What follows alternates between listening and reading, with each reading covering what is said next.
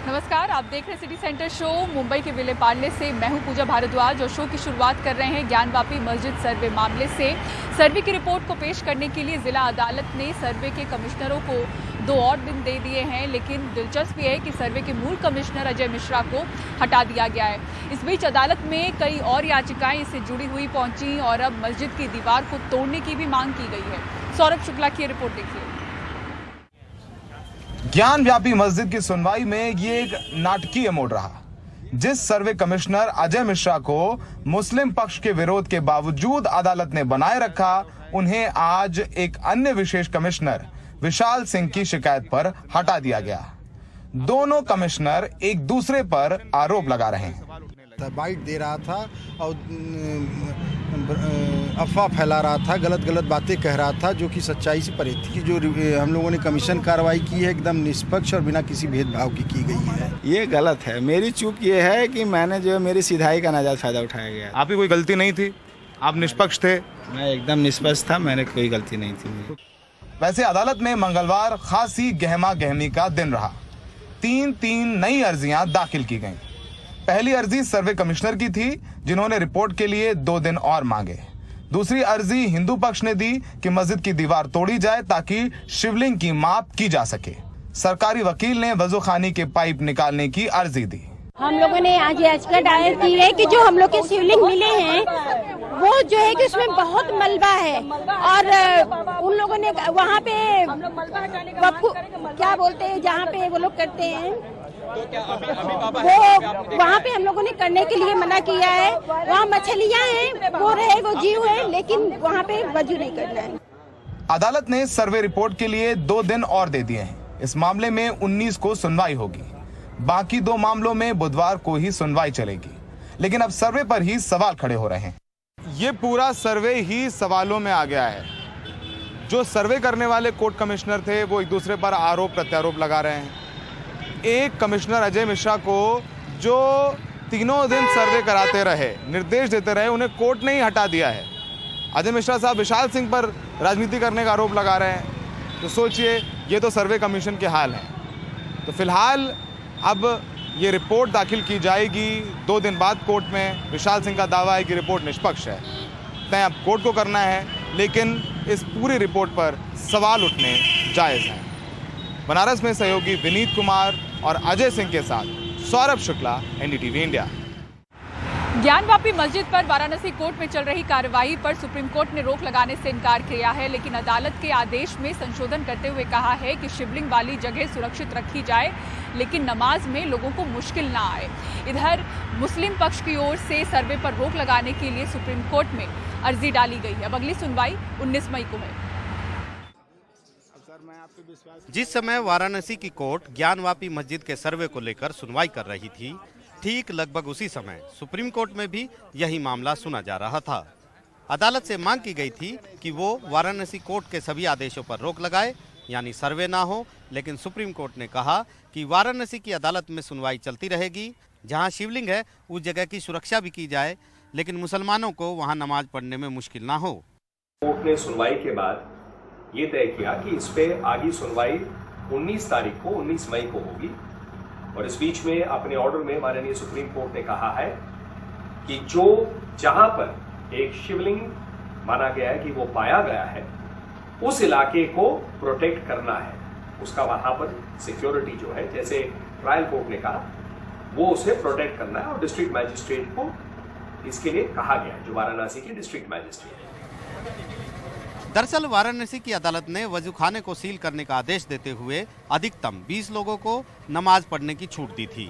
अदालत ने यह आदेश संशोधित किया। हालांकि मुस्लिम पक्ष ने वाराणसी कोर्ट के पूरे आदेश पर रोक लगाने की अपील करते हुए कहा कि अदालत ने कमिश्नर की रिपोर्ट के बिना वजूखाना सील करने के आदेश दिए।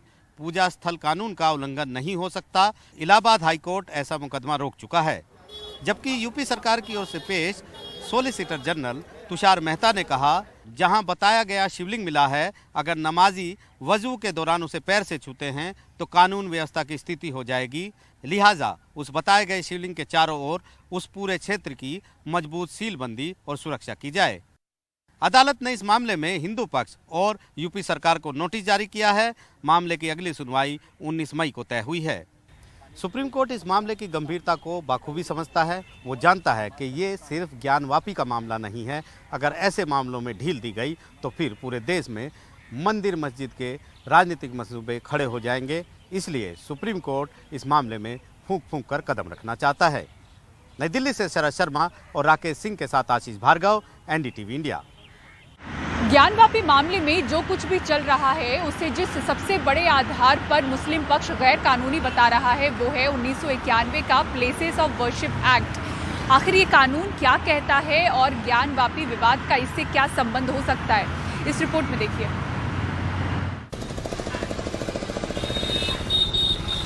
अयोध्या आंदोलन के दिनों में कांग्रेस की नरसिंह राव सरकार ये कानून लाई। मकसद था आने वाले दिनों में धर्मस्थलों को लेकर झगड़े ना हों। इस कानून के मुताबिक किसी पूजा स्थल की 15 अगस्त 1947 से पहले जो स्थिति थी वही बनी रहेगी। उसे दूसरे धर्म के उपासना स्थल में नहीं बदला जा सकता। हालांकि इस कानून के दायरे से अयोध्या विवाद को बाहर रखा गया था, क्योंकि अयोध्या का मामला अदालत में था। 2019 में अयोध्या का ऐतिहासिक फैसला आया। इस फैसले में रामलला को टाइटल दिया गया, लेकिन साथ साथ 5 जजों के पीठ ने अपने आदेश में इस कानून को बेहतर कानून बताया और कहा कि ये देश के सामाजिक ताने बाने को बनाए रखने में काफ़ी मददगार साबित होगा। लेकिन हिंदूवादी संगठन काशी और मथुरा में भी यथास्थिति को चुनौती दे रहे हैं। 2021 में सुप्रीम कोर्ट ने केंद्र को नोटिस जारी कर कानून की वैधता का परीक्षण करने का फैसला किया। याचिकाकर्ता का दावा है कि ये कानून असंवैधानिक है और ज्ञानवापी जैसे मामलों पर लागू नहीं होता। ये ज्ञानवापी पे लागू ही नहीं होता। ये दो तरीके से नहीं लागू होता। पहला कहता है कि 1947 की यथास्थिति रहेगी रिलीजियस कैरेक्टर का। लिखा है रिलीजियस कैरेक्टर, स्ट्रक्चर नहीं, रिलीजियस कैरेक्टर। अच्छा, तो रिलीजियस उसका स्वरूप धार्मिक स्वरूप नहीं बदला जाता। धार्मिक स्वरूप नहीं बदला जाएगा। तो मैं ये कह रहा हूँ 1947 में भी ज्ञानवापी का स्वरूप मंदिर था, मस्जिद था ही नहीं।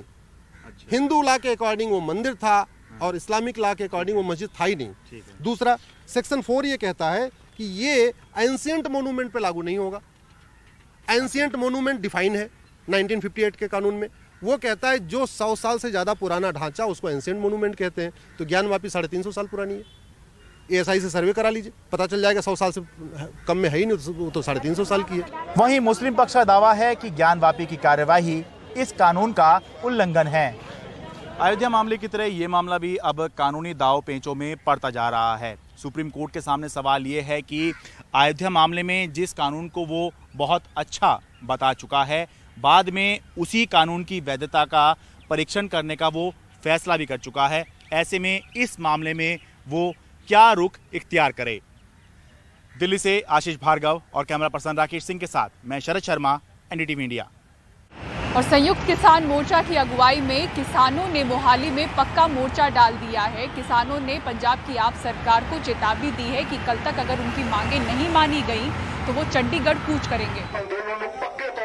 दरअसल पंजाब सरकार ने इस बार किसानों को एक साथ धान की रोपाई न करने को कहा है। इसके लिए राज्य को 4 जोन में बांटा गया है। इसके तहत 18, 20 और 22 जून को 6 जिलों और बचे 5 जिलों में 24 जून से धान की रोपाई होगी। सरकार ने यह कदम बिजली की कमी दूर करने के लिए उठाया है। किसान इसका विरोध कर रहे हैं। वो ऐलान कर चुके हैं कि तय वक्त पर सभी जगह रोपाई होगी। इसके अलावा किसान गेहूं पर भी प्रति एकड़ 500 रुपए मुआवजे की मांग कर रहे हैं। इस वक्त हम खड़े हैं चंडीगढ़ और मोहाली के सरहद पे या सीमा पे। आप देख सकते हैं कि किस तरह से पंजाब पुलिस और चंडीगढ़ की पुलिस ने यहाँ पर बैरिकेड लगाए हैं। और ये इतने लोग जो आपको दिख रहे हैं, ये ट्रैक्टर, ट्रॉली, ये बैनर, ये सारे पंजाब के किसान हैं। जिस तरह से पिछले साल हमने देखा था कि किस तरह से एक साल भर लंबा संघर्ष किसानों ने किया था, उसके लिए दोबारा से ये मजबूर हुए हैं।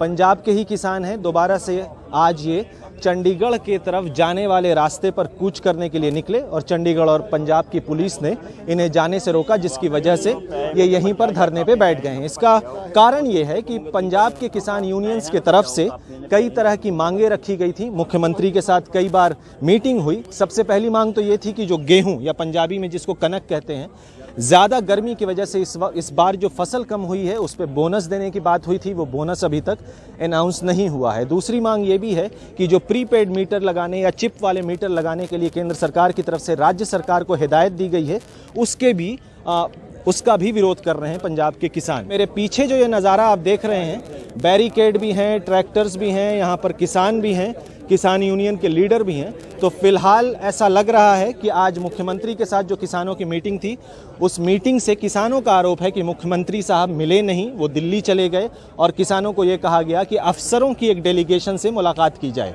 लेकिन किसान कहने लगे कि वो अफसरों के साथ मुलाकात नहीं करेंगे, उनकी बैठक जो है मुख्यमंत्री से ही करवानी चाहिए। उसी के विरोध में और मांगे ना मांगे जाने के वजह से किसान आज यहाँ धरने पर बैठे हैं। और अब ये देखना है कि क्या कल पंजाब सरकार इन किसान यूनियन के लीडर्स को, इन नेताओं को मुख्यमंत्री से बुलाती है, बैठक करवाती है और इन सभी मांगों को लेकर सरकार क्या रवैया इख्तियार करती है। चंडीगढ़ से मोहम्मद गजाली, एनडीटीवी इंडिया। कर्नाटक में 10वीं की कक्षा के सोशल साइंस की किताब में आरएसएस के संस्थापक केशव बलिराम हेडगेवार पर एक अध्याय जोड़ा जा रहा है। राज्य के शिक्षा मंत्री का कहना है कि इसमें गलत क्या है, कांग्रेस शिक्षा के भगवाकरण का आरोप लगा रही है। देखिए पूरा विवाद। आरएसएस के संस्थापक केशव बलिराम हेडगेवार के एक भाषण को कर्नाटक में 10वीं की सोशल साइंस की पाठ्यपुस्तक में शामिल किया जा रहा है, जिसमें हेडगेवार किसी का नाम लिए बगैर बता रहे हैं कि हम आदर्श किसे माने। कुछ नहीं लिखा है और आरएसएस के बारे में भी कुछ नहीं लिखा है। या कुछ लोग विरोध करने के लिए या लोग विरोध कर रहे हैं। दिल्ली के मुख्यमंत्री केजरीवाल के साथ साथ कांग्रेस के इस आरोप को सरकार ने बेबुनियाद बताया कि शहीद भगत सिंह का अध्याय हटाकर केशव बलिराम हेडगेवार का चैप्टर जोड़ा गया है। हालांकि टीपू सुल्तान के चैप्टर को रिवाइज कर छोटा जरूर किया गया है। कांग्रेस का सवाल है कि हेडगेवार ने ऐसा क्या किया कि बच्चे उसे पढ़ें। हेगडेवार का क्या कंट्रीब्यूशन है? वो हेगडेवार हैं जो मनुवाद को का प्रतिनिधित्व करते हैं। वो हेगडेवार हैं जो दलितों के खिलाफ रहे हैं, बैकवर्ड कम्युनिटी के खिलाफ रहे हैं, माइनॉरिटीज के खिलाफ रहे हैं। समाज के 90% हिस्से के खिलाफ रहने वाले हेगडेवार को पढ़ेंगे। सरकारी स्कूलों में बुनियादी सुविधाओं की भी कमी है और शिक्षकों की भी, लेकिन सत्ता पक्ष और विपक्ष दोनों में से किसी का ध्यान इस तरफ नहीं है। हेडगेवार को पाठ्यक्रम में शामिल करने के अपने फैसले को राज्य सरकार सही ठहरा रही है। ऐसे में शिक्षा के भगवाकरण का मुद्दा एक बार फिर यहां गर्मा गया है। बेंगलुरु से कैमरामैन गोविंद मूर्ति के साथ निहाल किदवई, एनडीटीवी इंडिया। और महाराष्ट्र में कहां बूंद बूंद पानी के लिए तरस रहे हैं लोग, दिखाएंगे आपको रिपोर्ट। एक ब्रेक के बाद देखते रहिए सिटी सेंटर शो।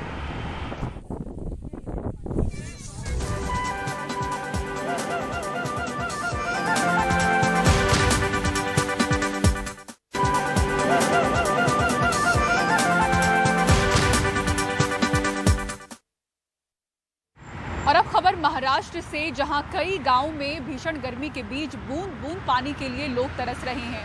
कहीं बरसाती नाले में गड्ढे खोदकर पानी निकालने की कोशिश हो रही है, तो कहीं मटका प्रदर्शन और महाआरती से पानी की किल्लत दूर करने की कोशिश हो रही है। देखिए,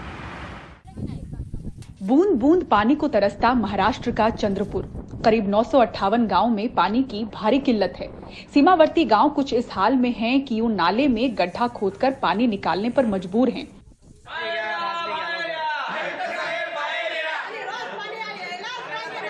धुले शहर के देवपुर इलाके में लोगों को करीब 10 दिनों से पानी ही नसीब नहीं। प्रशासन के सामने मटका लेकर महिलाएं प्रदर्शन कर रही हैं, गंदा पानी भी दिखा रहे हैं। कभी कभी अग्निशामक यंत्रों की सहायता से पानी पहुंचाया जा रहा है। यहाँ पर 10 दिन हो गए, पानी नहीं आ रहा। पानी की तकलीफ बहुत है हमारे को, समझेगा? जिसके हक में आ रहा हो पानी की टाकी मंगा रहा, पानी ला रहा, पानी जाओ पानी भर ले रहा। टाके कोई 6 टाके भर रहा, कोई 7 टाके भर रहा, तो फिर हम कहाँ जाएंगे? हफ्ते में 2 दिन वाले पानी मिलने चाहिए। अगर इसके बाद अगर कभी एक लोक प्रतिनिधि को वहाँ अधिकार नहीं मिला महापालिका के अंदर, अगर एक नगर सेवकों का दबाव दिखा है तो महापालिका में जाकर आयुक्तों के मुंह पे चप्पल मारेंगे, पानी पुरवठा अधिकारी के मुंह पे चप्पल मारेंगे, टॉयलेट होगी। महाराष्ट्र के सोलापुर में पानी बचाओ समिति द्वारा सिद्धेश्वर मंदिर में पानी की किल्लत को लेकर महाआरती की गई, तो सड़कों पर भी प्रदर्शन हुआ। सूखा कुआं, नल की ये तस्वीरें 43 डिग्री में तप रहे वर्धा की हैं। लोग गुस्से में हैं।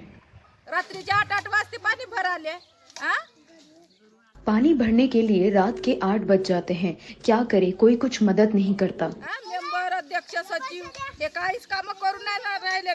जानकारी मिली है कि महाराष्ट्र में भीषण गर्मी के दौर के बीच जलाशयों में पानी का 41% भंडार बचा है। बताया जा रहा है कि मौजूदा समय में 270 टैंकरों के माध्यम से 281 गाँव और 738 बस्तियों में पानी की आपूर्ति की जा रही है। पर किल्लत की ये तस्वीर कई इलाकों से है। अब कुछ जिलों में जल्द बरसात के अनुमान पर सबकी आस टिकी है। महाराष्ट्र से ब्यूरो रिपोर्ट, NDTV इंडिया।